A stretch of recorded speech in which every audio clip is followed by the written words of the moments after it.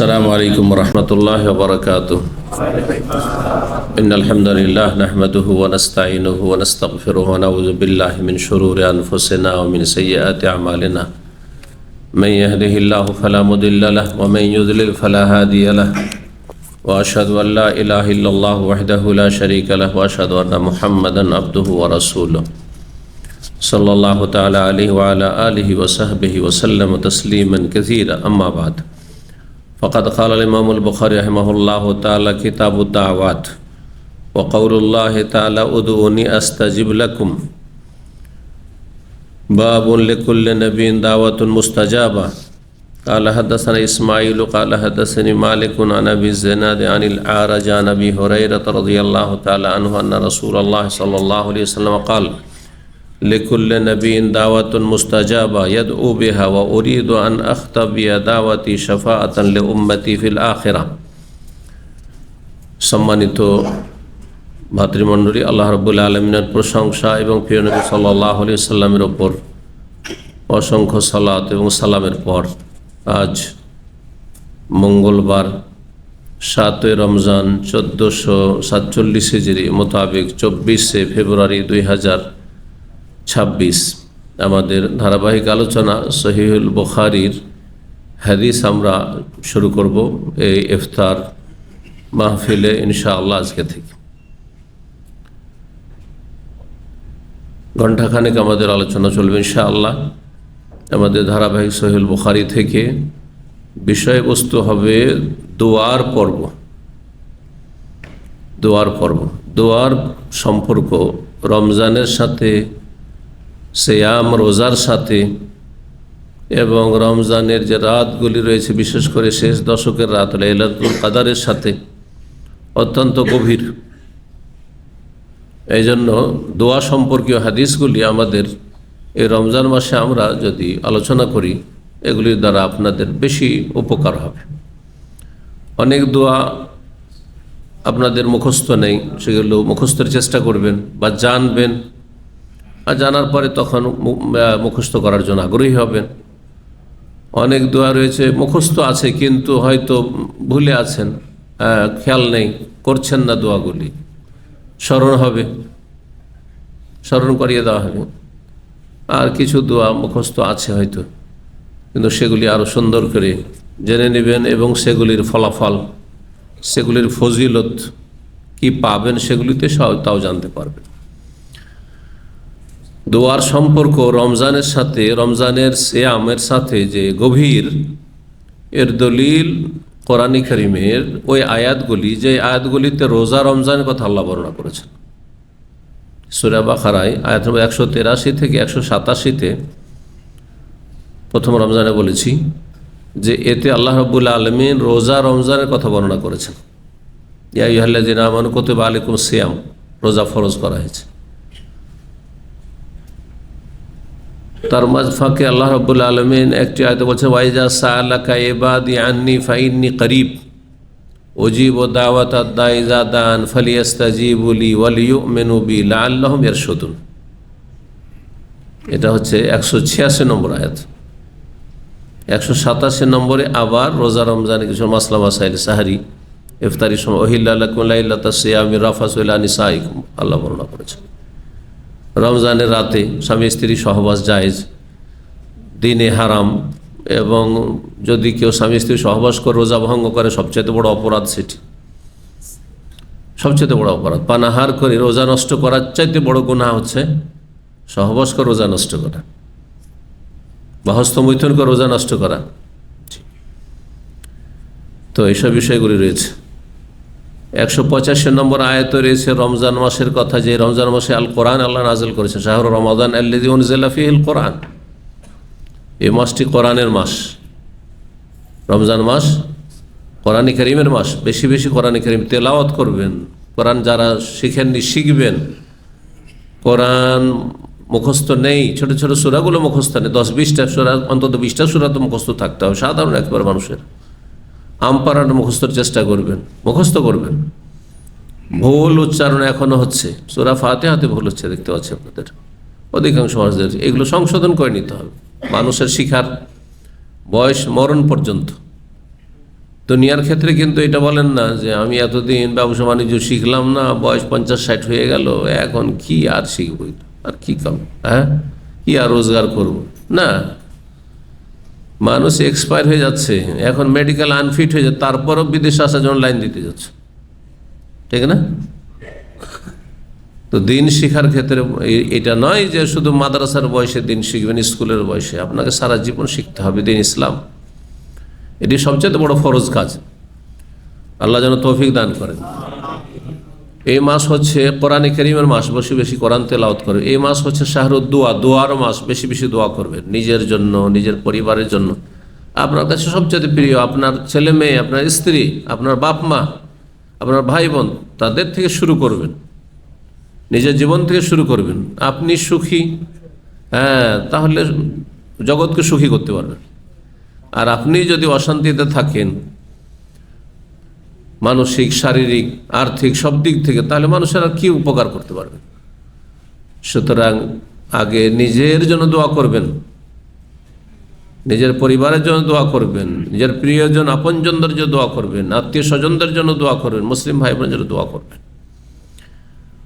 দোয়ার সম্পর্ক এই রমজানের সাথে, রমজানের রোজার সাথে, রমজানের এই যে রাতগুলি রয়েছে এর সাথে অত্যন্ত গভীর বলছিলাম। রব্বুল আলামিন ইরশাদ করেছে এই আয়াতে, দোয়ার আয়াতটি বলেই দিই দোয়ার পর্ব শুরু করার আগে, ওয়াইজা সালাকা ইবাদি আন্নি ফাইন্নি করিব। নবী সাল্লাল্লাহু আলাইহি ওয়াসাল্লামকে একবার সাহাবারা জিজ্ঞেস করলেন, কারণ প্রতিদিন কিছু না কিছু করে জানছেন, শিখছেন, তারা তো নতুন মুসলমান হচ্ছেন, নতুন মুসলমান ইসলাম সম্পর্কে কিছু জ্ঞানই থাকে না, একেবারে জিরো। জিজ্ঞেস করলেন যে আল্লাহকে যে আমরা ডাকবো, তো আল্লাহ কি আমাদের কাছে? কাছে হইলে আস্তে চুপি সারে ডাকবো, গোপনে ডাকবো, মনে মনে ডাকবো, নিজেকে শুনিয়ে।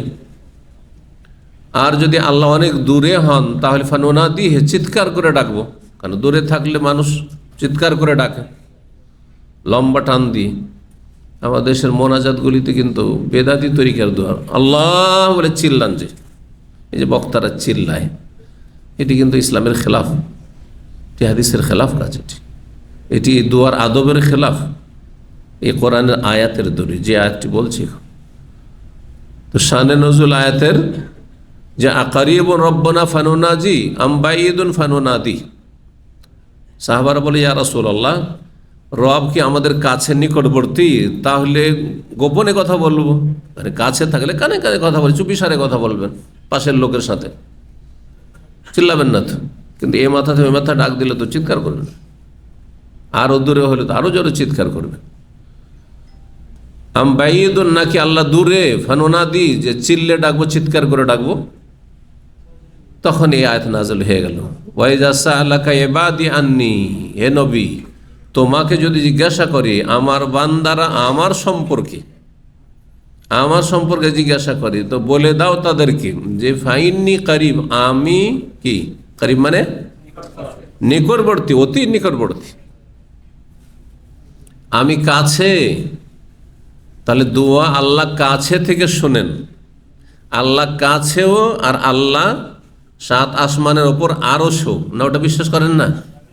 আল্লাহ কাছে মানে আল্লাহ আরশে নেই?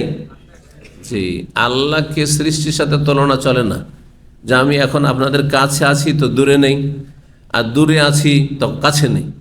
এটা সৃষ্টির ক্ষেত্রে, যে মানুষ একসাথে কাছে দূরে সব জায়গায় হতে পারে না, কিন্তু রব্বুল আলামিন কাছে থেকেও তিনি দূরেও আছেন, বা দূরে থেকেও তিনি কাছে আছেন। কিভাবে? খুব সহজ ভাষায় শুনে রাখেন। আল্লাহ তার সত্তার দিক থেকে, তার জাতের দিক থেকে আল্লাহ কোথায় আছেন?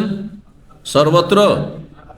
যদি সব জায়গায় বিরাজমান, তো পেশাব পায়খানা নাপাক জায়গায়, রাস্তাঘাটে, সব জায়গায় নাকি?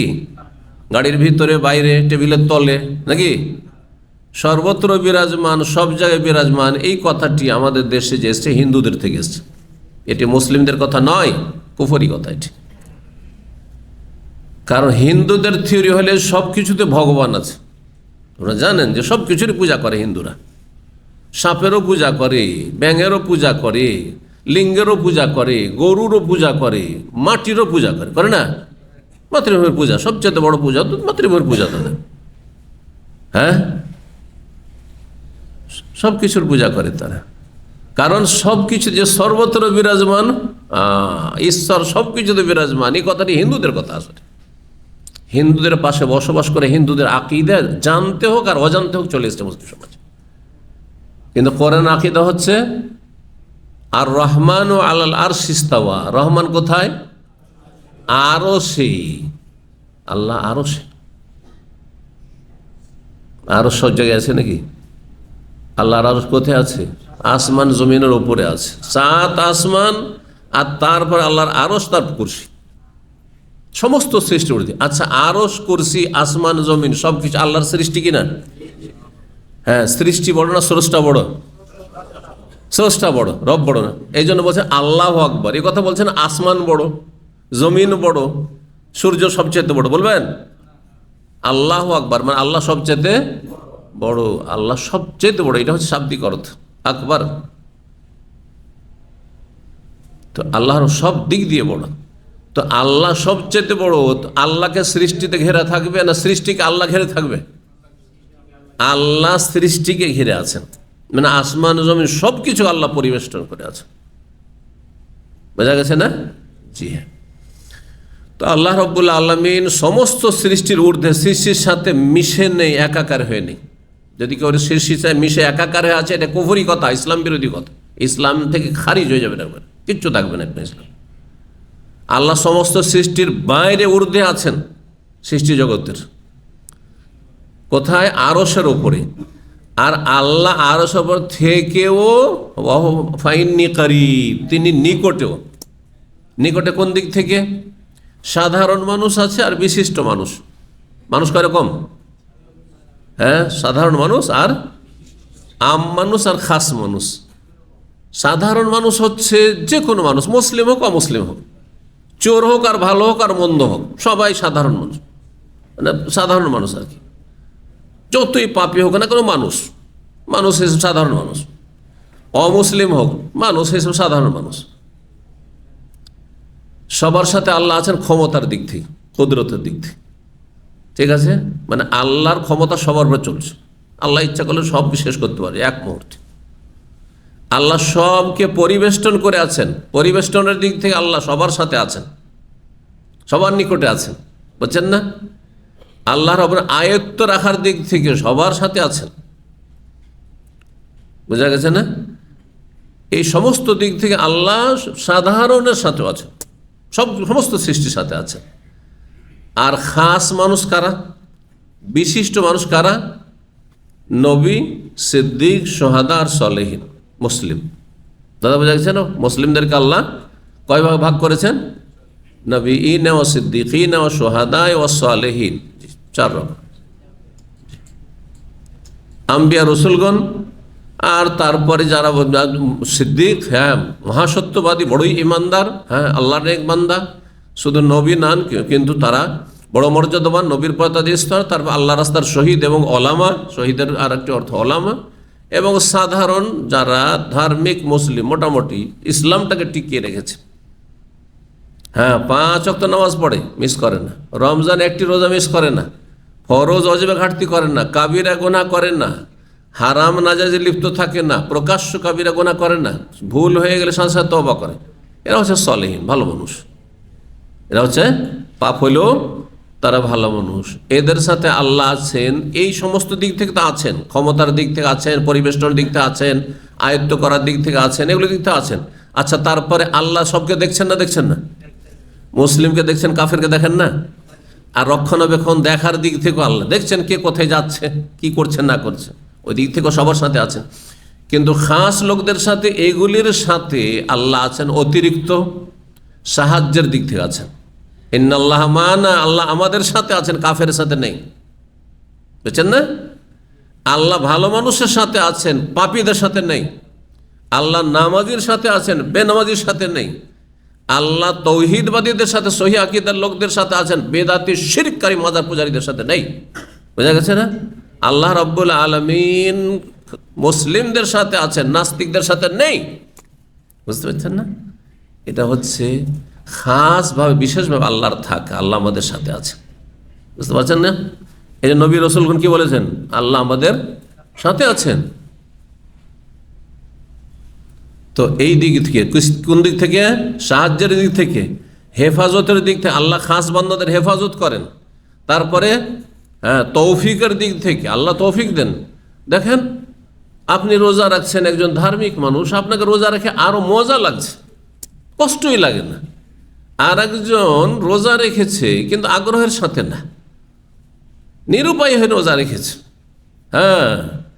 বা একদিন শখ করে রেখেছে কিন্তু ওর 12টা বেজে যাচ্ছে রোজা রাখতে।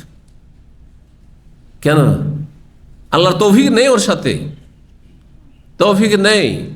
একই সাথে একই রুমে থাকেন, একই মায়ের পেটের ভাই, একজন ধার্মিক আল্লাহ বেরু, আল্লাহ আপনার সাথে আছেন তৌফিকের দিক থেকে, ও হতভাগ আল্লাহ তার সাথে তৌফিকের দিক থেকে নেই, সেজন্য সে বেনামাজি, সে বেদিন, সে পাপী, বিভিন্ন পাপে জড়ে বেঈমানি করছে। জি, কথা বুঝতে পারছেন না?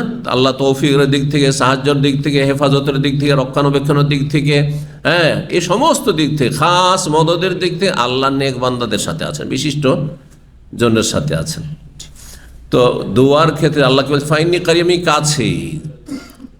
ইবনে তাইমিয়া রাহিমাহুল্লাহ বলছেন, আল্লাহর সৃষ্টির মধ্যে আমরা একটি জিনিসকে কাছেও আবার দূরেও, এরকমটা আমরা জানি। যেমন চন্দ্র, পূর্ণিমার রাতের চাঁদ, কাছে আছে না দূরে? দূরত্বের দিক থেকে তো দূরে আছে, অনেক দূরে আছে, হাতের নাগালে আছে, ধরতে পারবেন? করতে পারবেন না, তাই না? কিন্তু দেখেন, আলো দেওয়ার দিক থেকে, আর তারপরে ওই আপনার মাথার সামনে।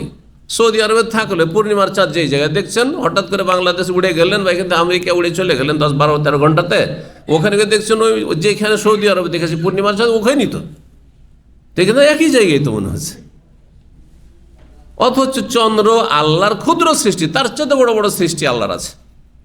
সূর্য তার চাইতে বড়, অনেক গ্রহ আছে চন্দ্রের চাইতে অনেক বড়। আল্লাহ বুঝার তৌফিক দান করেন।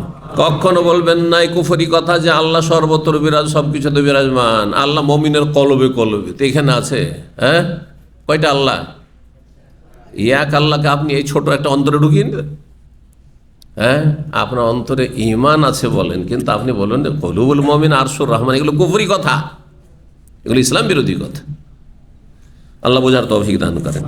তো আমাদের আলোচনা কি? ওই আয়াত বলছিলাম দুয়ার, ফাইন্নি করিব, আল্লাহ বলছেন আমি কাছে। অজিব দাওয়াত দা, দোয়াকারীর দোয়াই আমি সাড়া দিই। যে দোয়া করে, যে ডাকে, তার ডাকে আমি সাড়া দিই, তার দোয়া আমি কবুল করি। এজা দান, যখনই দোয়া করে, যখনই করেন না কেন, যে দোয়া করার জন্য যে কোনো সময় আপনার প্রয়োজন, আর আপনি বসে থাকবেন এখনই প্রয়োজন, আর ভোর রাত্রে আমি দোয়া করব, কারণ ওই সময় দোয়া কবুল হয়। জুমার দিন দোয়া করো, জুমার অপেক্ষা করে থাকবেন নাকি? ইজাদার যখনই দোয়া করো তখনই আল্লাহ দোয়া কবুল করবেন। কিন্তু তারপরে বিশেষ বিশেষ কিছু গুরুত্বপূর্ণ মুহূর্ত আছে, সেই সময় দোয়া কবুলের চান্স আরও বেশি, সেটা ভিন্ন বিষয়। যখন পাবেন, কিন্তু এমার্জেন্সি আপনার এক্ষুনি বালা মুসিবত, এখনই আপনার প্রয়োজন, দোয়া করবেন না? অবশ্যই দোয়া করতে হবে। ইজাদান ফালিয়াস্তাজিবুলি, কিন্তু দোয়া কবুলের জন্য আল্লাহ বলছেন আমার ডাকও সাড়া দিতে হবে, আমার দাওয়াত কবুল করো। আমার দাওয়াত হচ্ছে লা ইলাহা ইল্লাল্লাহ পড়ো, মুসলিম হও, কাফের থাকিও না, নামাজি হও, বেনামাজি হও না, ইমানদার হও, নাস্তিক হইও না, সেকুলার হইও না, ধর্ম নিরপেক্ষতা বলে কিছু নেই, এইসব কুফরি কথা। মানবরচিত বিধান বলে কিছু নেই, এইসব কুফরি কথা। এই আপনার পীর ফকির পূজা আর এই মাজার পূজা অস্তিত্ব মানব জাতির ইতিহাসে কোনো ধর্মে নেই। ইসলাম আল্লাহর সমস্ত নবী রসুলকে দিয়েছেন। যেই দিন ইসলাম আল্লাহর মনোনীত সমস্ত নবী রসুলগণের, সেই ধর্মে আল্লাহ ছাড়া কারো ইবাদতের কোনো সুযোগ নেই। না মূর্তি পূজার সুযোগ আছে, না মাজার পূজার সুযোগ আছে। মুসলিম কি করে মাজার পূজা করতে পারে? আরে হিন্দুরা মাজার পূজা করতে পারে, মুসলিম কি করে মাজার পূজা করতে পারে? মুসলিম কি করে পীরকে সেজদা করতে পারে? কখনো করতে পারে না। সে আর ইসলাম বুঝত কোন ধর্মে। আমি তো এই কথাটি শুরু থেকে বলে আসছি যে শিরকের ধর্ম, বহুত্ববাদের ধর্ম আল্লাহ কখনো আকাশ থেকে নামাননি। আল্লাহর ধর্মই হচ্ছে, আল্লাহর মনোনীত দিন হচ্ছে এক আল্লাহর ইবাদত করো, আনে ইবাদুল্লাহ ওয়াজতানিবুত তাগুত, আল্লাহর ইবাদত করো আর আল্লাহ ছাড়া অন্য হচ্ছে তাগুত, সীমা লঙ্ঘন। এই সীমা লঙ্ঘন থেকে বেঁচে থাকো। দুর্গা পূজা সমান, কখনো দুটোতে পার্থক্য মনে করবেন না। আপনি কখন এটা মনে করবেন না যে মসজিদের খেদমত করা যেমন সওয়াব, তেমন মাজারের খেদমত করা সওয়াব। কুফরি কথা এটি। এই ঈমান দিয়ে কোনোদিন জান্নাত পাবেন না। আল্লাহ বুঝার তৌফিক দান করেন। আল্লাহ বলছেন দোয়া কবুল করবো, কিন্তু আমার ডাকে সাড়া দিতে হবে। আল্লাহ যেদিকে ডাকছেন সেদিকে যেতে হবে। জি, 5 ওয়াক্ত নামাজে হাইয়া আলাস সালাহ, হাইয়া আলাল ফালাহ, এসো, আসতে হবে। হ্যাঁ, কুতিবা আলাইকুমুস সিয়াম, আল্লাহর ডাক, রোজা রাখো, রোজা রাখতে হবে। ওয়া আতুজ যাকাত, যাকাত দাও, যাকাত দিতে হবে। পয়সার হিসাব করেন প্রত্যেকে, যাকাত দিয়ে প্রতি বছর যাকাত দিতে হবে, পাই পাই করে যাকাত দিতে হবে, নাহলে ফেসে যাবে না। লা তাকরাবুজ জিনা, ব্যভিচারের কাছে যেও না। ওয়ালা তাকতুলু আনফুসাকুম, তোমরা আত্মহত্যা করিও না। ওয়ালা তাকতুলু আওলাদ, সন্তানদেরকে হত্যা করিও না দারিদ্রের ভাই। তোমরা কোনো মুসলিমকে হত্যা করিও না, কোনো মানুষকে হত্যা করিও না। এসব আল্লাহর ডাক, আদেশ অথবা নিষেধ, তাতে ফালিয়াস্তাজিবু, সাড়া দিতে হবে।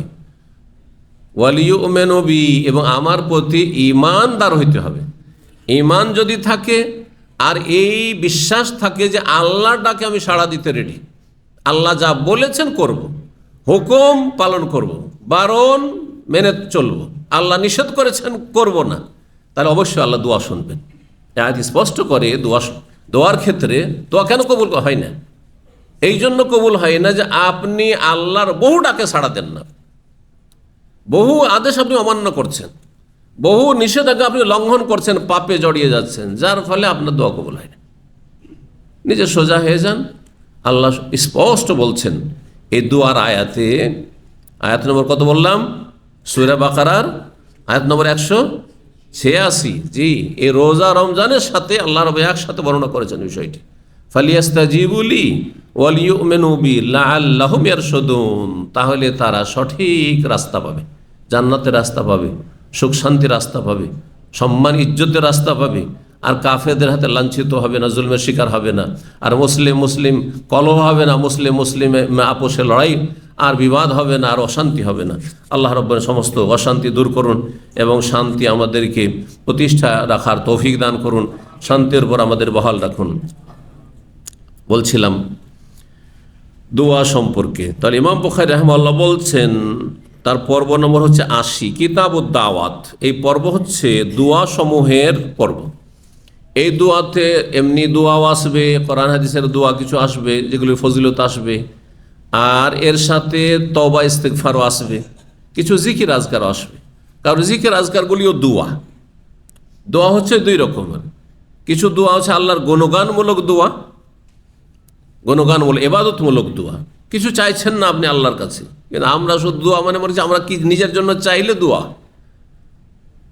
না, শুধু চাইলে দোয়া হয় না, আল্লাহর গুণগান যে করলেন সেটাও দোয়াউল ইবাদা।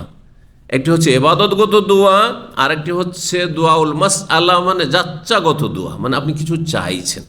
রব্বানা আতিনা ফিদ দুনিয়া হাসানা ওয়া ফিল আখিরাতি হাসানা ওয়া কিনা আযাব, আল্লাহ আমাকে দুনিয়ার ভালাই দাও, কল্যাণ দাও, আর পরকালের কল্যাণ দাও, আর জাহান্নামের আযাব থেকে রক্ষা করো। এগুলি হচ্ছে চাওয়ার দোয়া। কিন্তু সূরা ফাতিহা হচ্ছে, সূরা ফাতিহার যে নামগুলি রয়েছে তার একটি হচ্ছে সূরাতুদ দোয়া। 3.5 আয়াতে কিছুই চাওয়া নেই। আলহামদুলিল্লাহ রাব্বিল আলামিন গুণগান, আর রহমানির রহিম গুণগান প্রশংসা, মালিক ইয়াউমিদ্দিন গুণগান। হ্যাঁ, বোঝা গেছে? ইয়াকা না'বুদু, অঙ্গীকার স্বীকার, আল্লাহ তোমারই ইবাদত করি। 3.5 পর্যন্ত হয়ে গেল। বাকি 3.5 7টির মধ্যে যে শেষ দিকে রয়েছে এগুলোতে চাওয়া আছে। ওয়া ইয়াকা নাস্তাইন, আল্লাহ তোমার কাছে সাহায্য চাইছি। ইহদিনাস সিরাতাল মুস্তাকিম, আমাদেরকে সরল সোজা পথ দেখাও আল্লাহ। সিরাতাল্লাযিনা আন'আমতা আলাইহিম, সেটি হচ্ছে যাদের পুরস্কৃতদের পথ, যাদেরকে তুমি যুগে যুগে পুরস্কৃত করেছেন আল্লাহ রাব্বুল আলামিন, নবীদেরকে, রসুলদেরকে, সিদ্দিকিন, শুহাদা, সালেহিনদেরকে, যেমন আল্লাহ রাব্বুল সূরা আলে ইমরানে বলেছেন বা সূরা নিসাতে বলেছেন। তো বলছেন যে হ্যাঁ, কি হয়ে গেল? আন'আমতা আলাইহিম গায়রিল মাগযুবি আলাইহিম, যেমন দুয়াতে ভালো চাইবেন তার মন্দ থেকে রক্ষা চাইবেন, ঠিক না? এখানে ওটাও শেখানো হয়েছে। দোয়া কি ভালোটা শুধু চান, মন্দতে বাঁচতে চান না? হ্যাঁ, যদি আপনার জীবনে শান্তিও থাকে আর অশান্তি থাকে তো শান্তি পাবেন? অশান্তি বেড়ে যাবে বেশি। তাহলে শান্তি চাইতে হবে আর অশান্তি থেকে মুক্তি চাইতে হবে, আল্লাহর কাছে রেহাই চাইতে হবে। এইটাই শেখানো হয়েছে সূরা ফাতিহাতে। আল্লাহ যাদেরকে তুমি পুরস্কৃত করেছো ভালো মানুষ, তাদের রাস্তা দেখাও, তাদের রাস্তা হচ্ছে জান্নাতের রাস্তা। আর গায়রিল মাগযুব আলাইহিম, যাদের আল্লাহ তুমি গজব করেছো ইহুদিদের রাস্তায় নিয়ে যেও না। ওয়ালা দাল্লিন, আর পথভ্রষ্ট যারা খ্রিস্টান তাদের রাস্তাও নিয়ে যেও না। আর এই মাগযুব আলাইহিম আর দাল্লিন বলে মানুষ দুই শ্রেণীর হচ্ছে পথভ্রষ্ট। মানুষ হচ্ছে টোটাল তিন শ্রেণীর। এক শ্রেণী হচ্ছে হেদায়েত প্রাপ্ত, যারা জান্নাতের প্রতীক আনামতা আলাইহিম। আর দ্বিতীয় হচ্ছে মাগযুব আলাইহিম, আল্লাহর গজব কাদের ওপর, যারা জানে তারপর পালন করে না। মাদ্রাসা পড়ে শিরক বেদাত করে, মাদ্রাসা পড়ে নামাজ পড়ে না, মাদ্রাসা পড়েছে হাফেজ হয়েছে আর কোরআন মুখস্থ করে না, কোরআন বলে যায়। মাদ্রাসা পড়েছে আর তার ফজরের নামাজে যায় না। কথা বুঝতে পেরেছেন? মাদ্রাসা পড়ে দিনের ইলম শিখেছে, আলিয়া পড়ুক আর কওমি পড়ুক, যাই পড়ুক না কেন, তারপরে হারাম খায়, হারাম ব্যবসা বাণিজ্য করে। হ্যাঁ, এরা হচ্ছে মাগযুব আলাইহিম, যারা জানার পর আমল করে না। মাদ্রাসা পড়ো আবার নবীর রাস্তা না দেখে বেদাতের রাস্তা দেখে, তৌহিদের রাস্তা আল্লাহর রাস্তা না দেখিয়ে ওই দরগা দুর্গার রাস্তা দেখে। বুঝতে পারছেন? এদের আল্লাহর গজব রয়েছে। তো ইহুদিরা জানতো তারপর পালন করেনি, অমান্য করেছে, নবীকে মানেনি, সেই জন্য আল্লাহ তাদেরকে গজব প্রাপ্ত মাগযুব আলাইহিম বলেছেন। আর খ্রিস্টানরা ওই যুগে মূর্খ ছিল, 1400 বছর আগে তাদের মধ্যে শিক্ষা দীক্ষা ছিল না, যার ফলে তারা অজ্ঞতার সাথে তারা মূর্খামি করত। আল্লাহ ওদেরকে বলে দলিন, এরা হচ্ছে পথভ্রষ্ট। মুসলিম সমাজে দুই শ্রেণীর মানুষ আছে না? আর এক শ্রেণীর মানুষ জনসাধারণ, মোটা খায় মোটা বুঝে, দুটো পেটের ভাত পেলে হয়ে যায়। ওকে যদি কেউ বলে যে তোর খাওয়া দাওয়া খরচ দিয়ে দেবো, তুই ভোট দে, একটা ডাকাতকে দে, তাও দেবে, দেবে না? দেবে না? হ্যাঁ, ও পেট ছাড়া এর বেশি কিছু বুঝে না। হ্যাঁ, হক না হক বাতিল কিচ্ছু বুঝে না। ওকে যদি বলেন যে তো মাজারে গেলে একটা সিজদা দিলে তো 500 টাকা ওতেই রাজি, অসুবিধা নেই। বুঝতে পারছেন? হ্যাঁ, শিরক হোক আর বেদাত হোক আর পাপ হোক আর নেকি হোক, চল এই পাপের কাজ, চল এই যে চুরি করতে হবে, স্ক্রাব চুরি করতে হবে। স্ক্রাবের চোর অনেকেই লোহার লাগ পড়ে চোর। বুঝতে পারছেন? স্ক্রাব চুরি করা, স্ক্রাবের ব্যবসা করে আর নতুন নতুন লোহা বিভিন্ন কোম্পানিতে পড়ে আছে, আর সেগুলো চুরি করতে কত যে জেল খাটছে। এবার মনে করছি যে কোন রকম করে পয়সা হলি হইল, সৌদি আরব এসেছি বা বিদেশে এসেছি, পয়সা হলি হইল।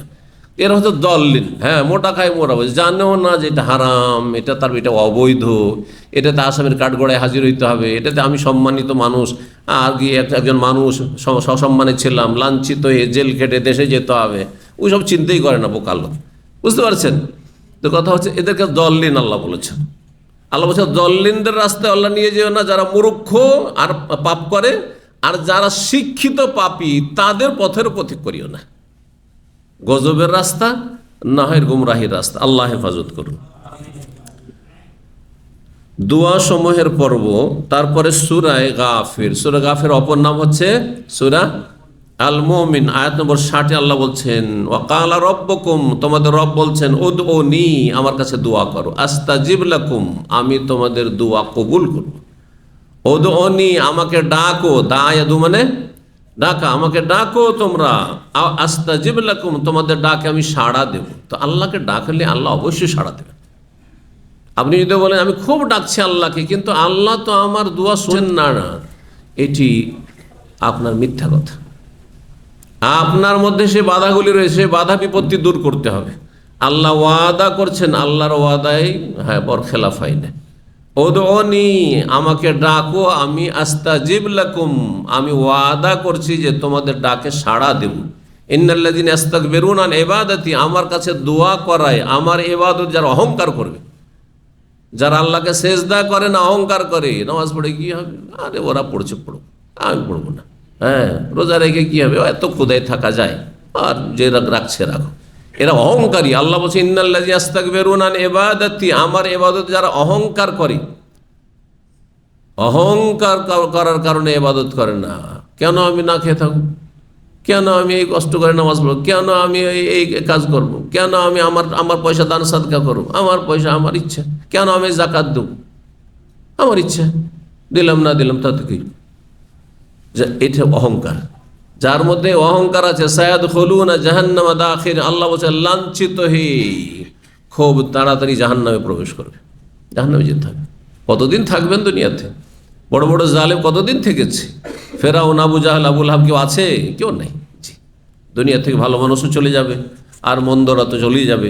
সুতরাং আপনি যদি আল্লাহর কাছে ভালো মানুষ হয়ে যেতে পারেন তাহলে সম্মানিত হবেন। আল্লাহ যেন তৌফিক দান করেন। প্রথম অধ্যায় বলছেন ইমাম বুখারী রাহিমাহুল্লাহ, বাবুন, এই অধ্যায় হচ্ছে লিকুল্লি নবিয়্যিন দাওয়াতুন মুস্তাজাবা, প্রত্যেক নবীর দোয়া, বলছে প্রত্যেক নবীর একটি বিশেষ দোয়া রয়েছে যেই দোয়াটি কবুল হয়ে থাকে। একটি দোয়া, এমন বিশেষ দোয়া রয়েছে যেই দোয়া কবুল হয়ে থাকে। এটি হচ্ছে সঠিক অর্থ এই হাদিসের। কিন্তু এই অর্থ করলে একটা প্রশ্ন উঠে যায় যে তাহলে কি খালি একটি দোয়া নবীর কবুল হয় আর বাকিগুলো কবুল হয় না? বলেন, কবুল হবে না? হ্যাঁ। এই জন্য ওলামারা বলেছেন, ভাষ্যকারগণ, যে প্রত্যেক নবীকে আল্লাহ রাব্বুল আলামিন বলেছেন তোমাদেরকে একটি দোয়া দিয়ে দিলাম, যা চাইবা তা চাও। ওই একটা দোয়ায় যা ইচ্ছা তাই চাইতে পারো, যা ইচ্ছা তাই চাইতে পারো, এটা একবার নিশ্চিত এখনই কবুল। আর বাকিগুলি আল্লাহর ইচ্ছাধীন। কি? আল্লাহর ইচ্ছায় দোয়া কবুল হবে না। শুধু নবী দোয়া করলে নবীর ইচ্ছা মতো দোয়া কবুল হবে? যদি নবীর ইচ্ছাধীন হয় তো দোয়া করারই কি প্রয়োজন? উনি নিজেই দিয়ে দিবেন। বুঝতে পারছেন না? তার দোয়া মানে তো ডাকা। কাকে ডাকা? আল্লাহকে ডাকা। তো আল্লাহর কাছ থেকে নেবেন, নিজের জন্য চাইবেন বা অন্যের জন্য চাইবেন, একটি দোয়ার অপশন প্রতি নবীকে দেওয়া হয়েছে। প্রত্যেক নবীকে, আদম, নূহ থেকে শুরু করে মুসা, ঈসা, যত নবী এসেছেন, একটি দোয়া তুমি করো, তোমার জন্য, তোমার উম্মতের জন্য যা করবে করো, দোয়া করো, কবুল হবে, সেটি একেবারে নিশ্চিত। আর বাকি অন্য দোয়াগুলি, অন্য দোয়া কবুল হবে কিন্তু আল্লাহর ইচ্ছাধীন। সেটা ওর মাঝখান থেকে যদি আল্লাহ বলে যে না এটা আমি করলাম না, এটা হতে পারে না? অবশ্যই। হাদিস স্মরণ করিয়ে দিন, নবী সাল্লাল্লাহু আলাইহি ওয়াসাল্লাম বলছেন যে আমি 3টি দোয়া করেছিলাম আমার রবের কাছে। দাও তো রব্বি সালাসান, আমি 3টি দোয়া করেছিলাম আমার রবের কাছে। 3টির মধ্যে কয়টি কবুল হয়েছিল? আচ্ছা, হাদিস কারো মনে না? বলে গেছেন? দেখি হাত তুলেন কেউ। 2টি কবুল হয়েছিল, 1টি কবুল হয়নি। কি কবুল হয়েছিল?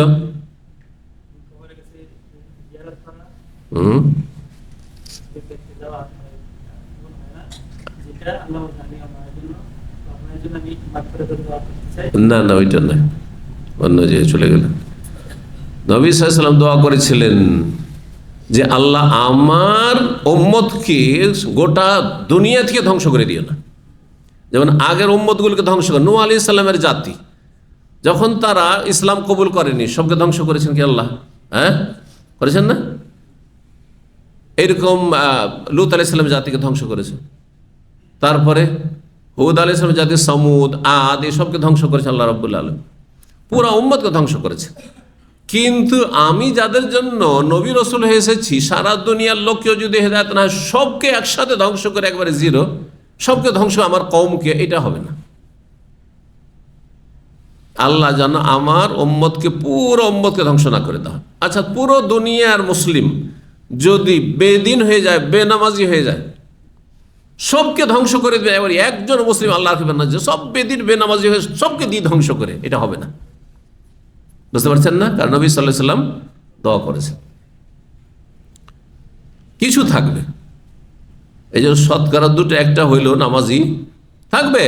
জি, দেখেন অধিকাংশ বেনামাজি, কিন্তু তারপরও পাক্কা নামাজিও আছে, আলহামদুলিল্লাহ, ভালো মানুষ কিছু আছে অল্প। কিন্তু একটি দোয়া কবুল হয়নি। কি দোয়া কবুল হয়নি? নবী সাল্লাল্লাহু আলাইহি ওয়াসাল্লাম দোয়া করেছেন যে আল্লাহ আমার মুসলিম উম্মতকে আপোষে লড়িয়ে দিও না। মুসলিমের সাথে লড়াই করে যেন রক্ত না ঝরায়। এক মুসলিম, এক জাতি, এক সম্প্রদায় মুসলিমের আর এক সম্প্রদায়কে খুন করবে, আর এটা যেন না হয়। মানে মুসলিমদের মাঝে কোনো লড়াই, কলহ, বিবাদ যেন না হয়।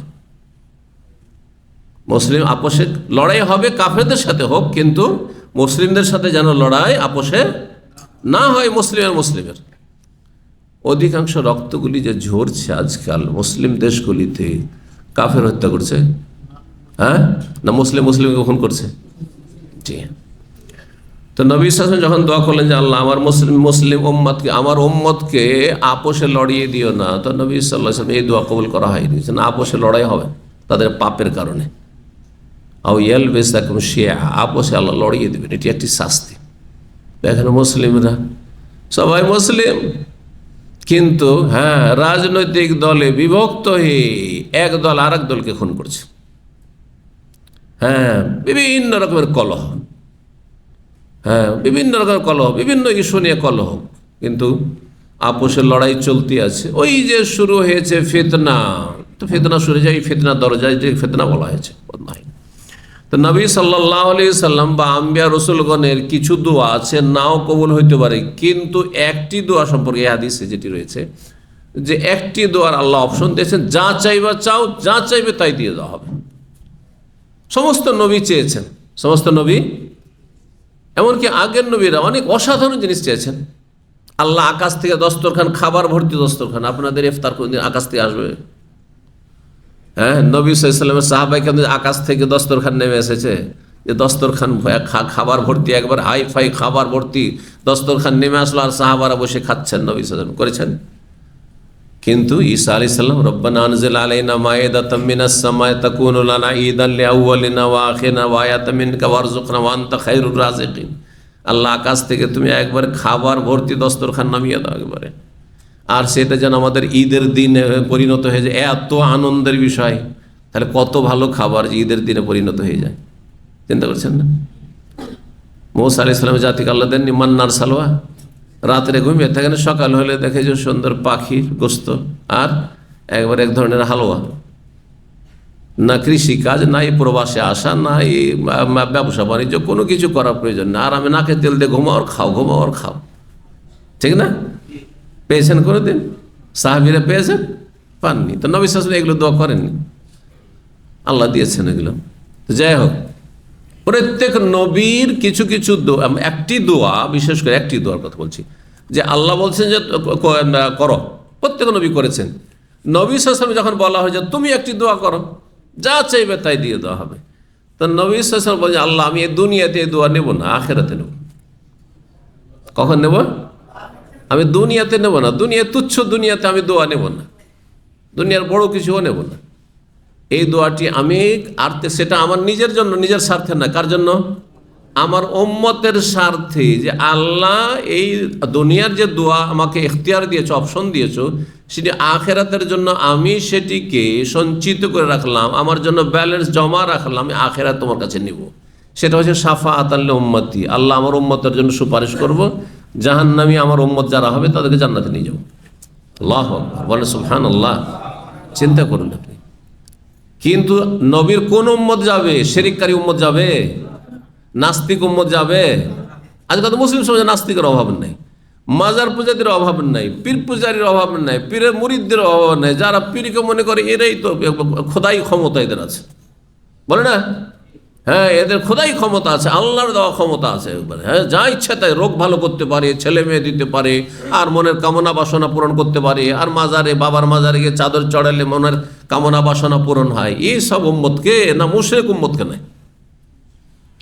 মুসলিম উম্মত। আচ্ছা, বেনামাজি কে, যে শুধু জুমা পড়ে, 5 ওয়াক্ত নামাজ পড়েন না, সে মুসলিম নয় কিন্তু, বুঝছেন না? নামাজি কমপক্ষে মুসলিম, সর্বনিম্ন তাহলে একজন মুসলিম হওয়ার জন্য কি লাগবে? শিরক মুক্ত হইতে হবে, বড় শিরক না থাকে, দুর্গা পূজা না থাকে, হিন্দুদের দুর্গা পূজাও না থাকে, আর মুসলিমদের দরগা পূজা, মাজার পূজা না থাকে, 1 নম্বর। 2 নম্বর হচ্ছে কোনো নাস্তিকতা না থাকে। হ্যাঁ, বুঝছেন না? নাস্তিকতা না থাকে, ঈমান ভঙ্গের যে কারণগুলি রয়েছে না থাকে, কুফরি না থাকে। নাস্তিকতা বড় কুফর, নাস্তিকতা আর শিরক একই সমান অপরাধ। জি। আর 3 নম্বর শুনে রাখেন, সেটা হচ্ছে সর্বনিম্ন 5 টাইমে 70 রাকাত নামাজ যেন ঠিক থাকে। মনে থাকবে?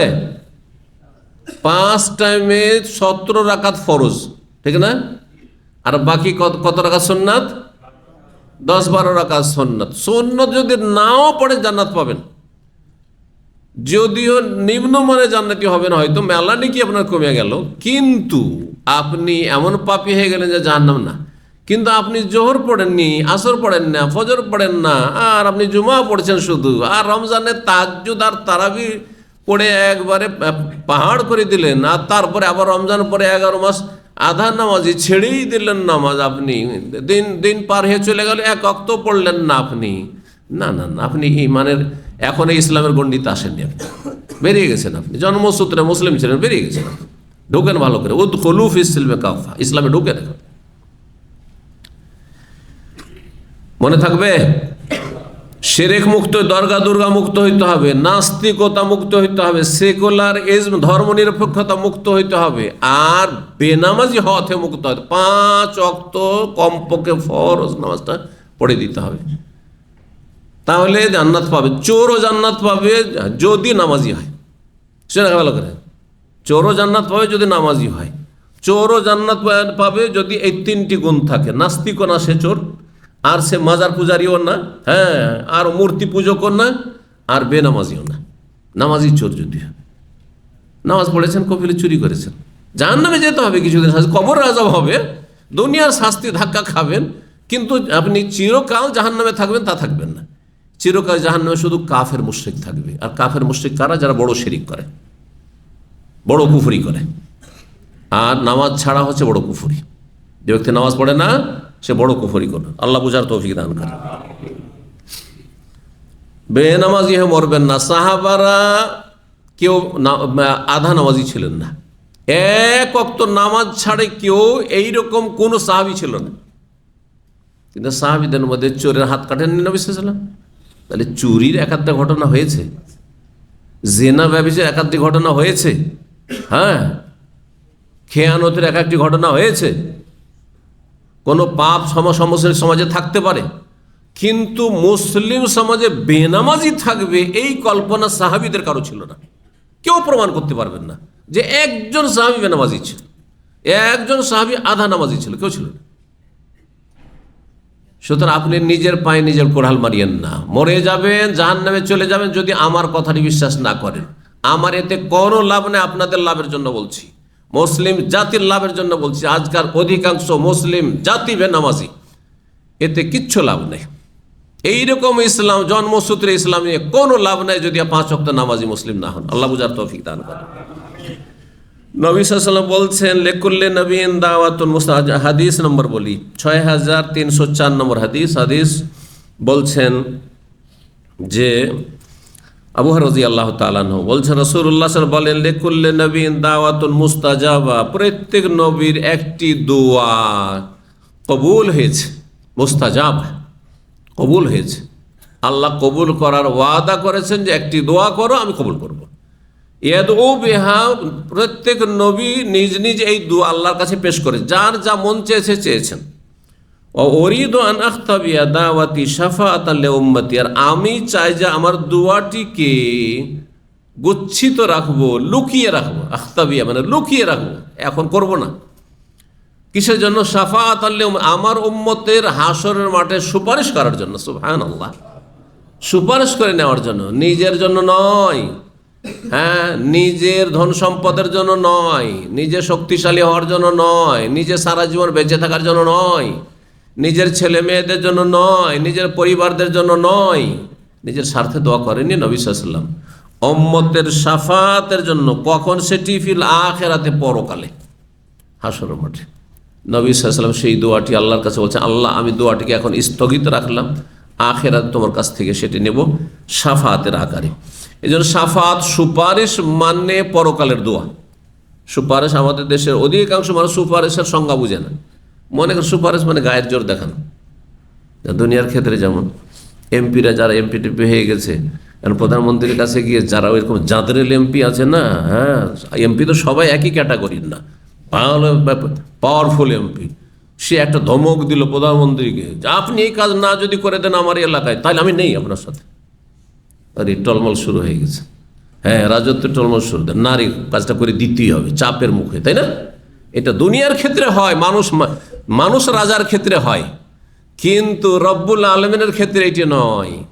হ্যাঁ, যে সেখানে গিয়ে কেউ গায়ের জোর দেখাবে, ক্ষমতা দেখাবে যে আল্লাহ আমি এটা করবো, না না না, এই মিথ্যা কথা। এসব কথা আমাদের পীর এই ভণ্ডরা যে বয়ান করে যে গায়ের জোরে নিয়ে যাবে, আর নিজের দুনিয়ার দুটো ভোট নিজের কেরামতিতে নিয়ে আসতে পারে না, আর বলছে যে হাসর মাঠে গিয়ে বড় বড় জাহাজ নিয়ে এসে সবকে আপনাদেরকে জান্নাতে নিয়ে চলে যাবে।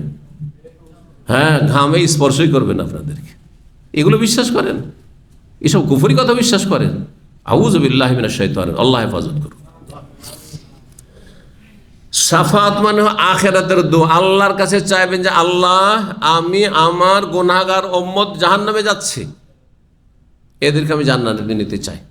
সেজদায় লুটিয়ে দোয়া করতে থাকবেন, হাদিসে আছে নবী সাল্লাল্লাহু আলাইহি সাল্লাম। তখন আল্লাহ বলবেন, ইয়া মুহাম্মদ ইরফা রাস, মাথা উঠাও সেজদা থেকে, সালতু তা চাও দেব, ওয়াসফাতু শাফা, সুপারিশ আরো সুপারিশ কবুল করব। আল্লাহ তখন বলেন ঠিক আছে সুপারিশ করো, কিন্তু আল্লাহ একটা ক্যাটাগরি বেঁধে দেবেন যে এই শ্রেণীর লোক, এই নয় যে ঢালা সবকে নিয়ে চলে যাও। মাজারে সেজদা করেছে, যাও ওকে নিয়ে চলে যাও। মূর্তি পূজা করেছে, ওকে নিয়ে যাও। জাদুকর, গণক, জ্যোতিষী, ওকে ও নিয়ে যাও, এরকম না, মোটেই নাই। কাফের কেন? নাস্তিক, মুসলিম ছিল, আল্লাহ তো মুসলিম ছিল, নামটা ওর মুসলিম ছিল, কিন্তু নাস্তিক ছিল। আল্লাহ ওকে নিয়ে যাও, না না না, কখনো যাবে না। আল্লাহ এই কথাও কোরআনে বলে, ফামা তানফাউ শাফাআতু শাফিঈন, এদের ক্ষেত্রে সুপারিশ কোনো কাজে আসবে না। সূরাতুল মুদাসসির আয়াত।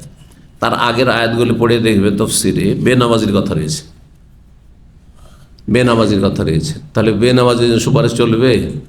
বেনামাজি বলতে যে এক ওয়াক্ত নামাজ পড়েন না, আজকে 5 ওয়াক্ত নামাজে 1 ওয়াক্ত পড়ে না, আর জুমাটা পড়ে, ও হচ্ছে বেনামাজি। যদিও আধা নামাজিও বেনামাজি, কিন্তু আধা নামাজি বড় কাফের হয়তো নয়, বড় ইখতিলাফি মাসলা। কিন্তু যারা একেবারে পড়েন না, 5 ওয়াক্তের মধ্যে 4 ওয়াক্তই পড়েন না, অথবা কিছুই পড়েন না, শুধু জুমাটা পড়ে, তারা ইসলামের মধ্যে আসেন, ইসলাম থেকে বেরিয়ে চলে গেছে অনেক দূরে। আল্লাহ তাদের ফিরে আসার তৌফিক দান করে। সুপারিশ মানে আল্লাহর কাছে দোয়া করা। আল্লাহ রাব্বুল আলামিন যেমন দোয়ার ক্ষেত্রে দুনিয়াতে ইচ্ছা হইলে শুনবেন, আর না হইলে কারো চাপের মুখে না। কারণ আল্লাহ হচ্ছেন আলা কুল্লি শাইইন, সর্বশক্তিমান। সর্বশক্তিমান মানে কি? কারো কাছে ঝুঁকে যাবে না, মোটেই না। দুনিয়ার শাসকদের সাথে রবকে তুলনা করবেন না। জি, এই ছিল হাদিস। হাদিস নম্বর 6305 নম্বর হাদিস, একই হাদিস, কাছাকাছি একটু শব্দের পার্থক্যের সাথে বলছে, লিকুল্লি নবী ইনসা আলা সওয়ালান, প্রত্যেক নবীর চাওয়া ছিল আল্লাহর কাছে, চেয়েছে। আওকাল অথবা বলেছে লিকুল্লি নবীন দাওয়া, প্রত্যেক নবীর এক একটি করে বিশেষ দোয়া ছিল, স্পেশাল দোয়া করেছে। কাদ্দাবা, সেই দোয়া তারা করেছেন। ফাস্তুজিবা, আর সেই দোয়া কবুল করা হয়েছে, আল্লাহ কবুল করেছেন। ফাজাআলতু দাওয়াতি শাফাআতাল লিউম্মতি ইয়াউমাল, কিন্তু আমার দোয়াটি আমার উম্মতের জন্য কিয়ামতের দিনে সুপারিশের জন্য আমি বরাদ্দ রেখেছি। চিন্তা করেছেন? নবী সাল্লাল্লাহু আলাইহি সাল্লাম সুপারিশের জন্য বরাদ্দ রেখেছেন।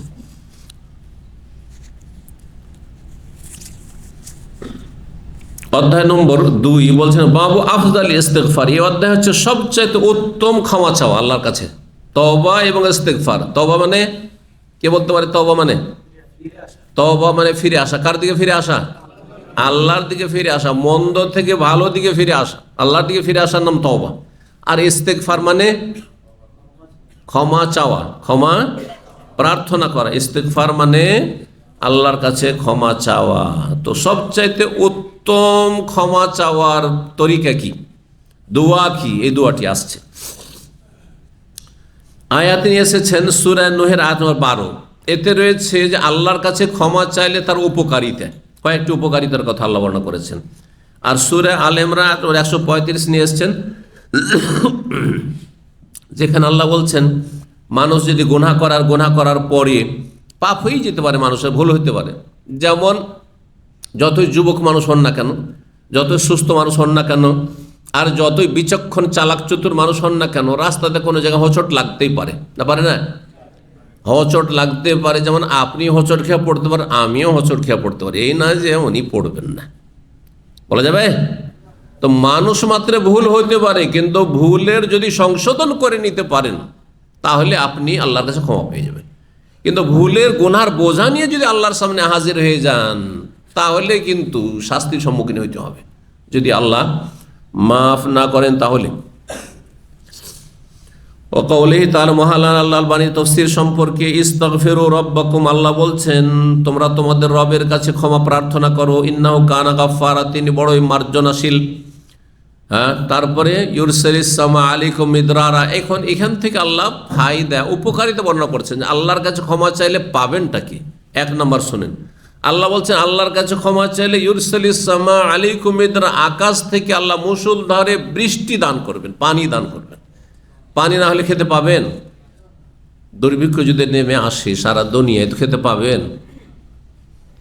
আর করোনার জামানাতে বৃষ্টিও ছিল, সবই ছিল, হ্যাঁ, শুধু এতটুকু ছিল যে এক দেশ থেকে আরেক দেশে সামান আসা খুবই মুশকিল হয়ে গেছে, অথবা যদিও পণ্য না পৌঁছে, অনেকের মার্কেট যাওয়া নিষেধ ছিল, না খেয়ে ঘরে বন্ধ থাকে। চিন্তা করুন তো দেখি, সব কিছু আছে কিন্তু দুনিয়া অচল হয়ে গেছে। দেখলেন না চোখের সামনে? এটা তো চোখের সামনেই দেখলেন, সেই জন্য উদাহরণ দিচ্ছি। তো একটা বছর যদি সারা বিশ্বে কোথাও বর্ষা বৃষ্টি না হয় তো খেতে পাবেন? পয়সা দিয়ে খেতে পাওয়া যাবে? পয়সা আছে কিন্তু চাউলই তো নেই মার্কেটে। হ্যাঁ, কোথায় খাবেন আপনি?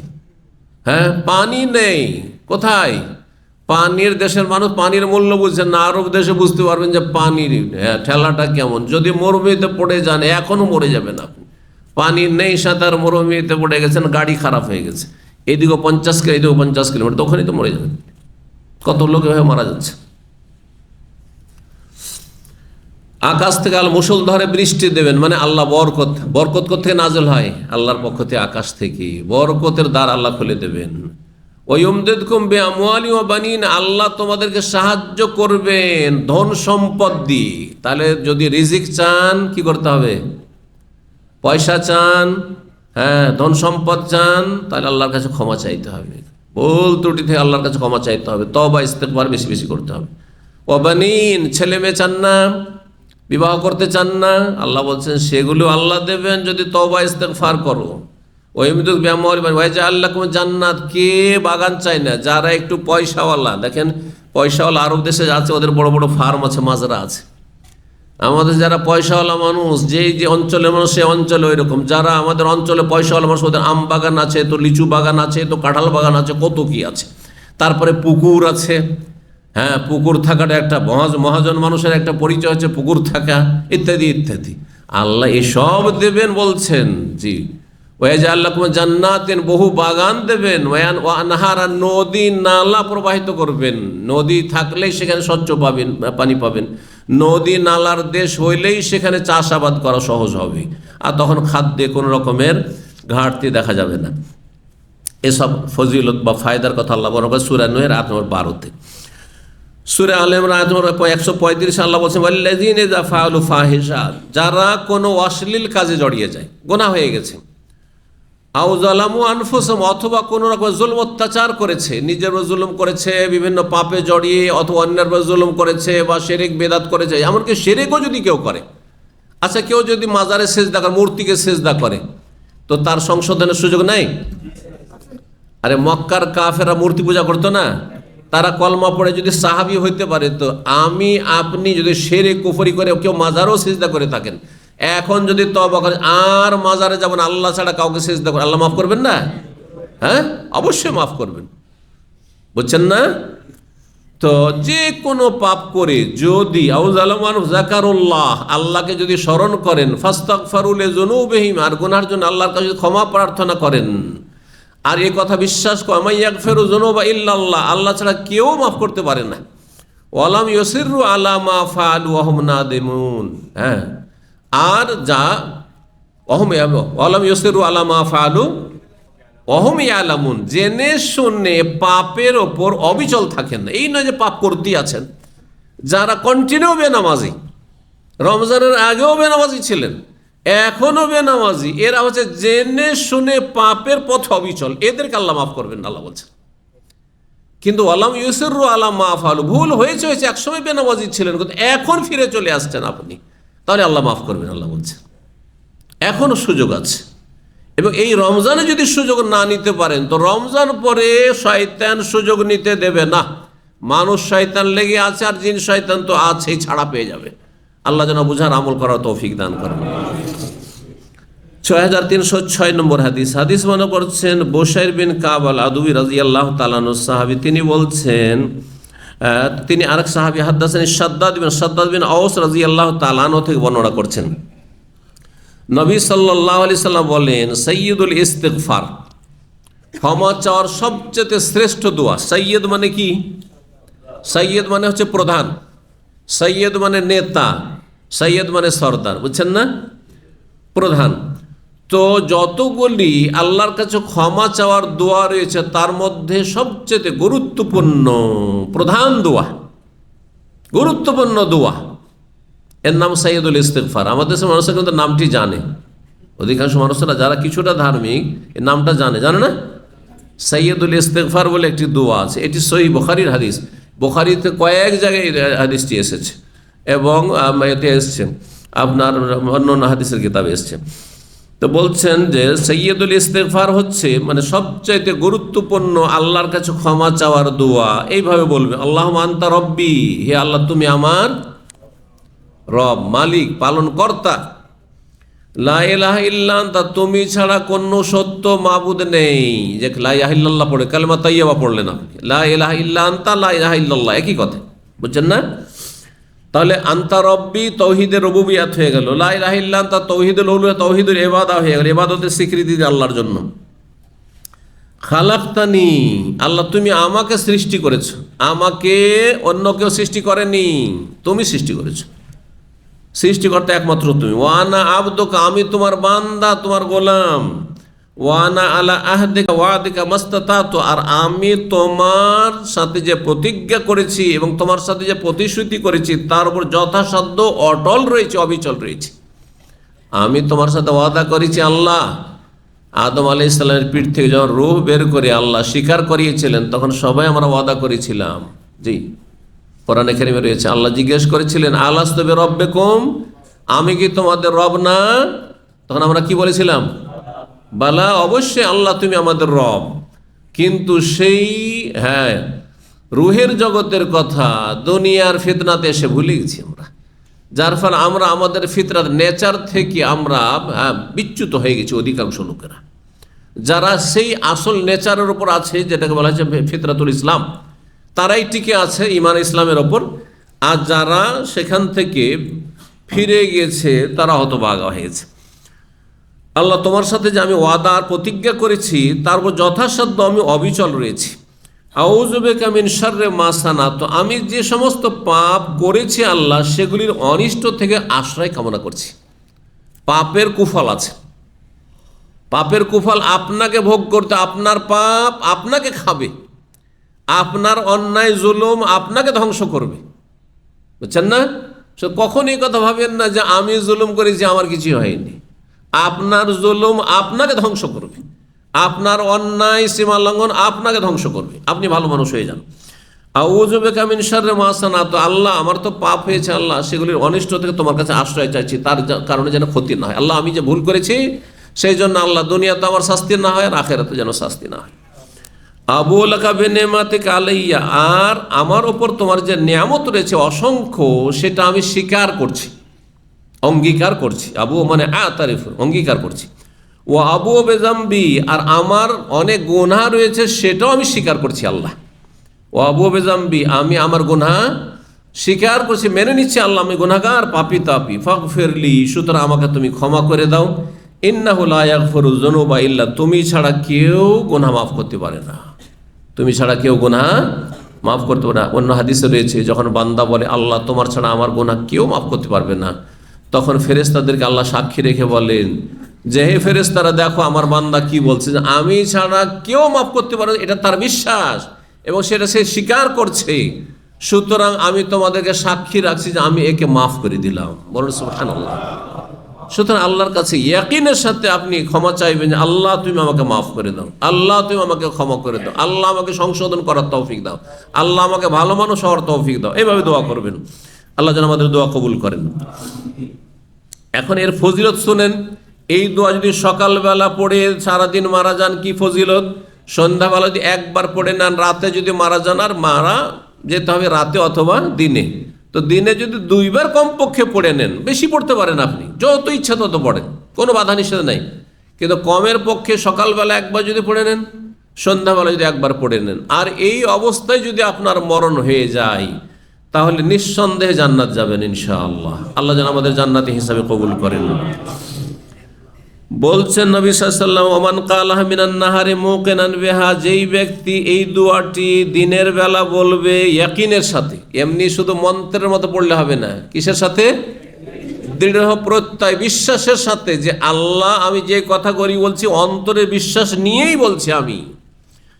ফামাতা মিন ইয়াউমিহা, সেই দিনে যদি মারা যায়, যেদিন আপনি পড়েছেন প্রত্যেক দিন, তাহলে মিস করবেন না। কোনো একদিন তো মরতে হবে আমাকে, তাই না? প্রতিদিন যদি আপনি পড়েন, মিস না করেন, আর সেই দিনে মারা গেছেন কাবলা ইয়ুম, সন্ধ্যা হওয়ার আগেই ফাহুয়া মিন আহলিল জান্নাত, তাহলে জান্নাতি হয়ে গেছেন। সকালে পড়ার কারণে দিনে, দুপুরে, বিকালে মারা গেছেন, জান্নাতি আপনি। ওমান কালাহা মিনাল লাইলি, আর কেউ যদি রাতের বেলা, সন্ধ্যাবেলা পড়ে নেয়, ওয়া মুকিনুন বিহা, ইয়াকিনের সাথে, দৃঢ় বিশ্বাসের সাথে, ফামাতা কাবলা ইউসবিহা, সকাল হওয়ার আগেই সে মারা গেল রাতের বেলা, ফাহুয়া মিন আহলিল জান্নাত, তাহলে সেই ব্যক্তি জান্নাতি হবে। আল্লাহ যেন আমাদেরকে জান্নাতি হওয়ার তৌফিক দান করেন। এই দোয়া মানে কি ফরজ না করলেও চলবে নাকি? ধরেন আপনি সকালবেলা সাইয়্যিদুল ইস্তিগফার পড়ে নিয়েছেন, কিন্তু জোহর নামাজ পড়েননি, আসর পড়েননি, আর আসর পর মারা গেলেন, আপনি জান্নাত চলে যাবেন? হ্যাঁ, না। দেখেন, নফলের ফায়দাটা কখন পাবেন? যখন আপনি ফরজটাকে ঠিক রাখবেন। কি বুঝলেন? আমরা যখন স্কুলে পড়ি, তো স্কুলে কিছু সাবজেক্ট থাকতো, অ্যাডিশনাল সাবজেক্ট, জানেন না? আপনার আসল যে সাবজেক্টগুলো রয়েছে, যেমন বাঙালি হিসাবে বাংলা সাবজেক্ট হচ্ছে আসল, ইংরেজিটা একটা আসল সাবজেক্ট, আপনার অমুকটা আসল, কিন্তু কিছু অতিরিক্ত সাবজেক্ট রয়েছে। ওই অতিরিক্ত সাবজেক্টের ভালো মার্ক যদি থাকে, অ্যাড কখন হবে? যখন আসল পরীক্ষা দেবেন তখন। কিন্তু আপনি বাংলা সাবজেক্টের পরীক্ষা দেননি, আপনি ইংরেজিরই পরীক্ষা দেননি, তাহলে কি আপনি পাস করবেন? পাস করবেন। ঠিক ওই রকমই আপনি 5 টাইম নামাজ পড়েন, রমজান মাসে রোজা রাখেন, আর সাইয়্যিদুল ইস্তিগফার পড়েন, আর তারপরে এই ফজিলতের আশা রাখেন যে ইনশাআল্লাহ আমি সাইয়্যিদুল ইস্তিগফার পড়েছি, আর ফরজ ওয়াজিব কোনো মিস করিনি, আমি জান্নাত পাবো ইনশাআল্লাহ। আর একটি অধ্যায় ছোট্ট রয়েছে আমার 3 নম্বরে, বাবু ইস্তিগফারিন নবী সাল্লাল্লাহু আলাইহি ওয়াসাল্লাম ফিল ইয়াউমি ওয়াল লাইল। এই অধ্যায় হচ্ছে নবী সাল্লাল্লাহু, অথচ নবী সাল্লাল্লাহু আলাইহি ওয়াসাল্লামের কোনো গুনাহই ছিল না। গুনাহ ছিল? হ্যাঁ, আমাদের মতো গুনাহগার। তারপরে নবী সাল্লাল্লাহু আলাইহি ওয়াসাল্লাম দিনে কতবার করে আল্লাহর কাছে ইস্তিগফার পড়তেন? হ্যাঁ, এক হাদিসে রয়েছে 100 বারের কাছাকাছি, আর এক হাদিসে 70 বারের বেশি। 100 বার করে, 70 বারের অধিক। বলার উদ্দেশ্য হচ্ছে অনেকবার। হ্যাঁ, 70 বার বা 100 বার, এটা বলার উদ্দেশ্য একবার নির্দিষ্ট সংখ্যা নয়, উদ্দেশ্য হচ্ছে অনেকবার। যেমন কারো কাছে আপনি টাকা পয়সা তাগাদা করতে গিয়ে 20-30 বার গেছেন, বা একজন টেলিফোন করেছে আপনাকে, হয়তো 20-30 বার টেলিফোন করেছে, কিন্তু আরে ভাই আজকে ও 100 বার টেলিফোন করেছে, 50 বার করেছে, গয়না 50 বার বলছেন না, আইডিয়াতে বলছেন আপনি, মানে অনেকবার। উদ্দেশ্য হচ্ছে অনেকবার, এটা হচ্ছে উদ্দেশ্য। 6307 নম্বর হাদিস মনে করছে আবু হুরায়রা রাদিয়াল্লাহু তাআলা, তিনি বলেন সামিআতু রাসূলুল্লাহ ইয়াকুল, আমি রাসূলুল্লাহ বলতে শুনেছি, ওয়াল্লাহি, আল্লাহর কসম করে বলছি, ইন্নী লা আস্তাগফিরুল্লাহ, আমি আল্লাহর কাছে ক্ষমা চাই। কে বলছে? রাসূলুল্লাহ সাল্লাল্লাহু আলাইহি সাল্লাম, মাসুম যিনি, যার আগের পরের অগ্রিম ঘোষণা আল্লাহ করেছেন যে তোমার ভুল ত্রুটি সব মাফ। ইন্নী লা আস্তাগফির, আমি আল্লাহর কাছে অবশ্যই ক্ষমা প্রার্থনা করি, ওয়া আতুবু ইলাইহি, আমি তওবাও করি, ফিল ইয়াউমে, দিনে, আকসার মিন 70, আমার 70-এর অধিক, 70 বারের বেশি আমি আল্লাহর কাছে তওবা এবং ইস্তিগফার করি। তার নবী সাল্লাল্লাহু আলাইহি ওয়াসাল্লাম কি পড়তেন? আস্তাগফিরুল্লাহ ওয়া আতুবু ইলাইহি, আমি আল্লাহর কাছে ক্ষমা চাইছি এবং তার কাছে তওবা করছি। বা বলতেন আস্তাগফিরুল্লাহ আল্লাযী লা ইলাহা ইল্লা হুয়াল হাইয়ুল কাইয়্যুম ওয়া আতুবু ইলাইহি। অন্য রিওয়ায়াতে রয়েছে রব্বিগফিরলি ওয়া তুব আলাইয়া ইন্নাকা আনতাত তাওয়াবুর রহিম। যে কোনো ভাবে বলতে পারেন, এগুলি হাদিসের বাক্য। আর হাদিসের বাক্য ছাড়া কেউ যদি পড়ে তো জায়েজ রয়েছে মাঝে মধ্যে, কিন্তু উত্তম হচ্ছে নবী সাল্লাল্লাহু আলাইহি সাল্লামের মোবারক দোয়াগুলি থেকে যদি তওবা ইস্তিগফার পড়েন তো এটা বেশি ভালো। এখানেই আজকের আলোচনা শেষ করেছি। ওয়া জাযাকুমুল্লাহ খায়র, আপনাদের মনোযোগী হয়ে শোনার জন্য, এবং আল্লাহ রাব্বুল কাছে দোয়া করি আল্লাহ আপনাদের সকলকে যেন সুস্থ রাখেন, আমাকে যেন সুস্থ রাখেন, এবং এই রমজান মাসের ইফতার মাহফিল থেকে আমাদেরকে যথাযথ উপকৃত হওয়ার তৌফিক দান করেন। আল্লাহ আমাদের ভুল ত্রুটি মাফ করেন। আমরা আগামীকালকে থেকে ইনশাআল্লাহ তাআলা, আল্লাহ যদি সহিহ সালামত সুস্থ রাখেন, তো আমরা 4:15 আমরা বুখারী দর্শ শুরু করব, আর তারপরে ঘন্টাখানেক বা তার কম বেশি করে নিয়ে রোজা রমজানের কিছু গুরুত্বপূর্ণ মাসলা মাসাইল বলবো। আজকে শুধু দোয়ার উপরে থাকলাম, কারণ দোয়ার সম্পর্কে আবার বলছি, রমজানের সাথে অনেক বেশি বেশি বেশি দোয়া করেন। ইফতারির সময় দোয়া কবুল হয়, রোজার অবস্থায় দোয়া কবুল হয়। এই রোজার দিনে রাতে যে কোনো সময় দোয়া করলে অন্য মাসের তুলনায় দোয়া বেশি কবুল হয়। লাইলাতুল কদরে দোয়া করে বেশি বেশি করে। আল্লাহ যেন আমাদেরকে দোয়া করার তৌফিক দান করেন এবং আমাদের দোয়াগুলি কবুল করেন, দুনিয়া এবং আখিরাতের সার্বিক কল্যাণ যেন দান করেন। সুবহান রাব্বিকা রব্বিল ইজ্জাতি আম্মা ইয়াসিফুন ওয়া সালামুন আলাল মুরসালিন ওয়াল হামদুলিল্লাহি রাব্বিল আলামিন।